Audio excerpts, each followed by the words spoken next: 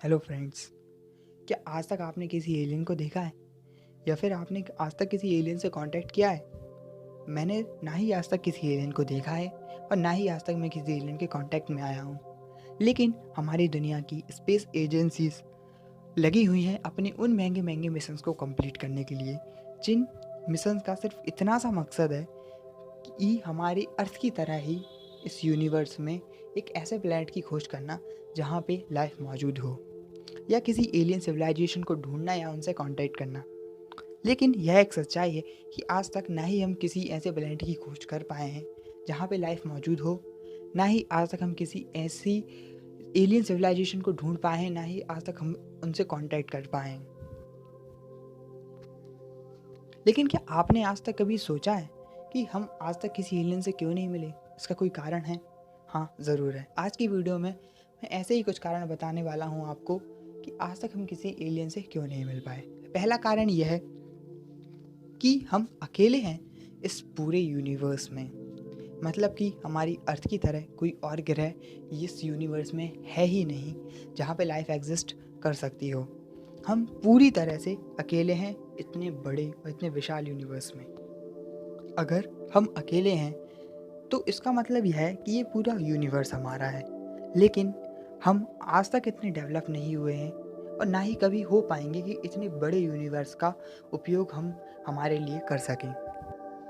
दूसरा कारण यह है कि हो सकता है कि हम अकेले ना हो इस यूनिवर्स में, लेकिन हम इस यूनिवर्स की पहली ऐसी सिविलाइजेशन हो जो कि इतनी इंटेलिजेंट और इतनी डेवलप्ड है। मतलब कि जो और सिविलाइजेशन मौजूद हो इस यूनिवर्स में वो हमारी जितनी डेवलप्ड हो ही ना। एक प्लेनेट पे लाइफ ऐसे ही नहीं बन जाती।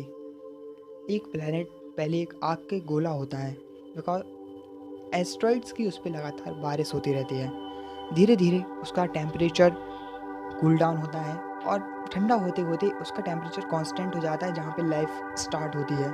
और लाइफ स्टार्ट होती है पानी से। पानी में लाइफ स्टार्ट होती है। छोटे छोटे बहुत ही बारीक, जिन्हें आज आप देख भी नहीं सकते, इतने छोटे छोटे जीव पैदा होते हैं। फिर धीरे धीरे इवोल्यूशन होकर वह धरती पे आते हैं और धरती पे कुछ पशु बनते हैं। उसके बाद उन पशुओं का इवोल्यूशन होता है और तब जाके आज हम ह्यूमन बन पाए हैं। तो हो सकता है कि किसी और प्लेनेट पे जो भी एलियन लाइफ मौजूद हो वो अभी तक इतनी ज़्यादा डेवलप ना हो कि वो आज तक ह्यूमन बन पाई हो।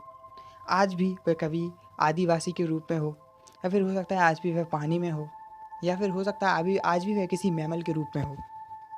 और इसी वजह से हम इस यूनिवर्स की पहली सबसे ज़्यादा डेवलप्ड और सबसे ज़्यादा इंटेलेक्चुअल सिविलाइजेशन हैं।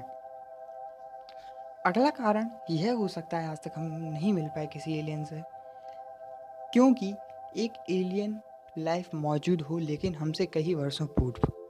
मतलब कि हमारी अर्थ के जन्म के टाइम पे या फिर उससे पहले ही कोई एलियन लाइफ हमसे ज़्यादा डेवलप्ड हो, वह एग्जिस्ट करती हो, लेकिन किसी मास एक्सटेंशन में वह पूरी तरीके से ख़त्म हो गई और आज तक वह